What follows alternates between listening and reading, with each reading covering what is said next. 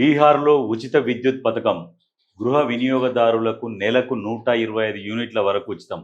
CM Nitish Kumar వెల్లడి. Assembly ఎన్నికల వేళ పోటాపోటీ హామీలు. తాము అధికారంలోకి వస్తే నెలకు 200 యూనిట్ల ఉచిత కరెంటు ఇస్తామని ఇప్పటికే ఆర్జేడీ హామీ. ఎట్లా ఉంటుందంటే పోటీ పడతారు. నువ్వా నేనా, అమలుకు సాధ్యంగాని హామీలు ఇచ్చి అధికారంలోకి వచ్చి ప్రజలని ఇబ్బంది పెట్టడమే. బీహార్ అసలే అక్కడ కొంచెం నిరక్షరాస్యత ఎక్కువ. అక్కడ ఎవరు కూడా అంటే నేర చరిత్ర కూడా ఎక్కువ ఉంటుంది బీహార్లో. దొంగతనాలు, దోపిడీలు, కూనీలు ఇవన్నీ ఎక్కువ జరుగుతుంటాయి.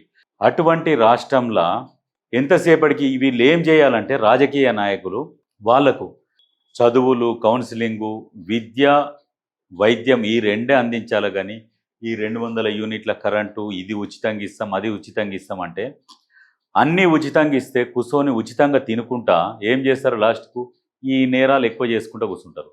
వానికి ఎంతసేపటికి ఉచితం అలవాటు చేయొద్దు. అక్కడ అస్సలు మెయిన్ ఏంటంటే బీహార్, యూపీ అసలు ఆ రాష్ట్రాలల్లో ఉచిత పథకాలు అనేది అసలు అమలు చేయొద్దు. అక్కడ చేయడం వల్ల ఉచిత పథకాలకు అలవాటు పడతారు, నేరాలకు దారి తీస్తారు. అదే పని ఉంటుంది, వేరే పని ఉండదు.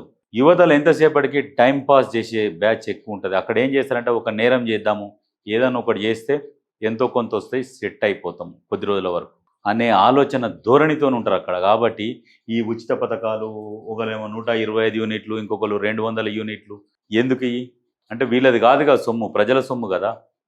అందుకని ఈ రకమైన హామీలు ఇచ్చి అధికారంలోకి వద్దామని వస్తారు. లాస్ట్కు రాష్ట్రాన్ని అప్పుల పాలు చేస్తారు. లాస్ట్కు తర్వాత వచ్చిన వాళ్ళు పరిపాలించాలంటే నానా అవస్థ పడతారు. మెయిన్ రాజకీయ నాయకులు మారాలి.